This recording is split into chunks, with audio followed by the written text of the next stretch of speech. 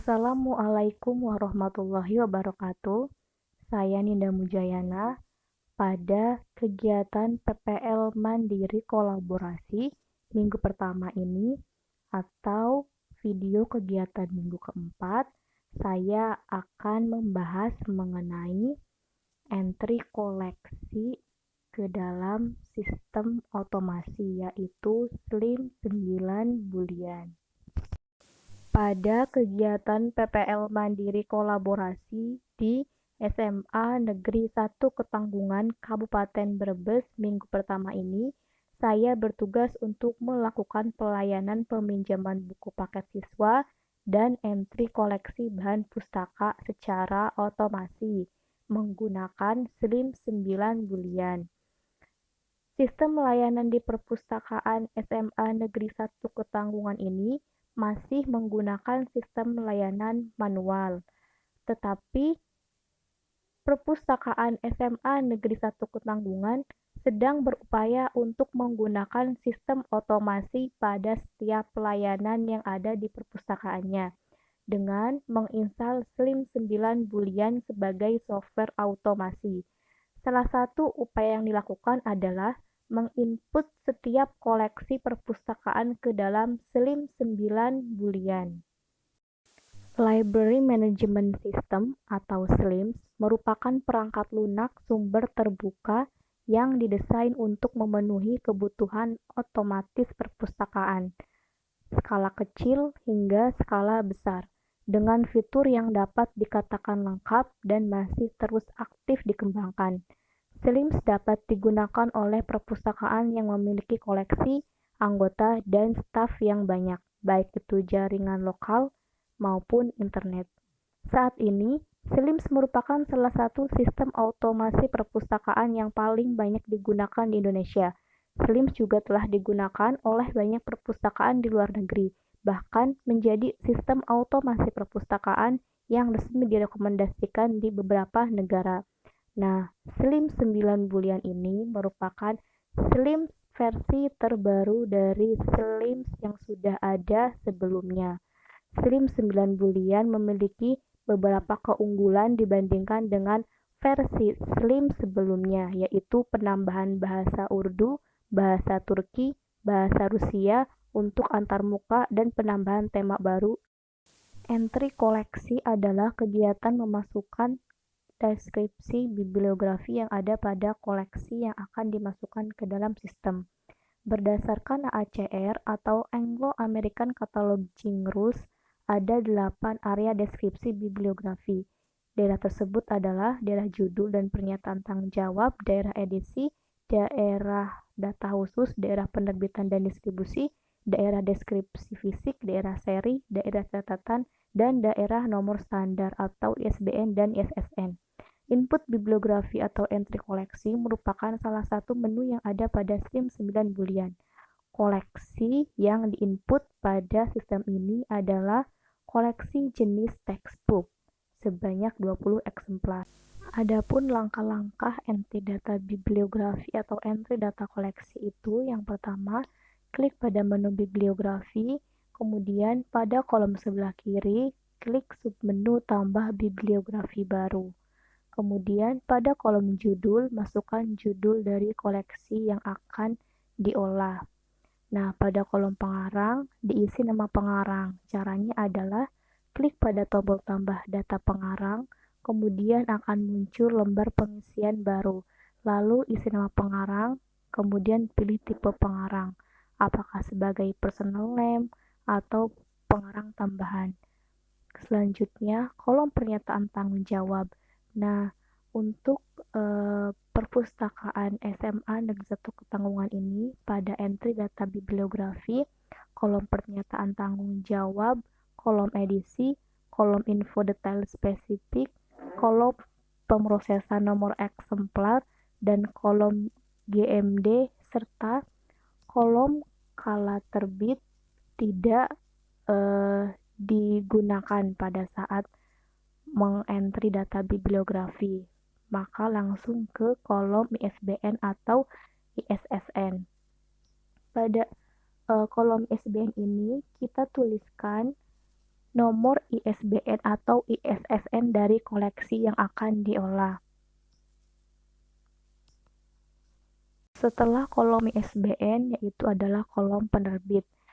Kolom penerbit adalah kolom penerbit dari koleksi yang akan diolah. Jika sebelumnya telah memasukkan nama penerbit, maka cukup mencarinya pada kolom bagian sebelah kanan. Nah, untuk selanjutnya yaitu kolom tahun terbit. Pada kolom ini isi tahun dokumen atau koleksi diterbitkan. Misalnya 2011, 2012, dan seterusnya.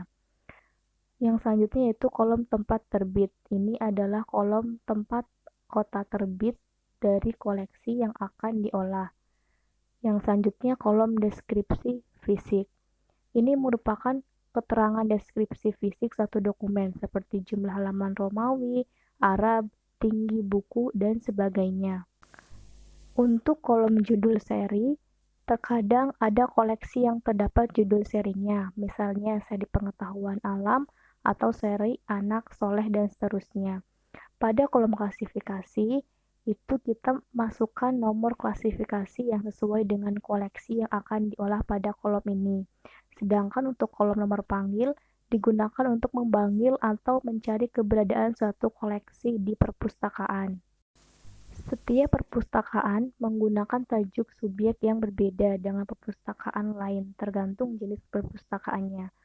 Untuk mengisi subjek, caranya adalah mengklik tombol tambah data subjek, kemudian akan muncul pop-up lembar baru. Isi subjek koleksi, kemudian pilih tipe subjek, apakah sebagai topik geografis, nama, masa, aliran, dan lain-lain. Sedangkan pada kolom bahasa, pilihkan bahasa dan sesuaikan dengan bahasa dokumen atau koleksi yang akan diolah.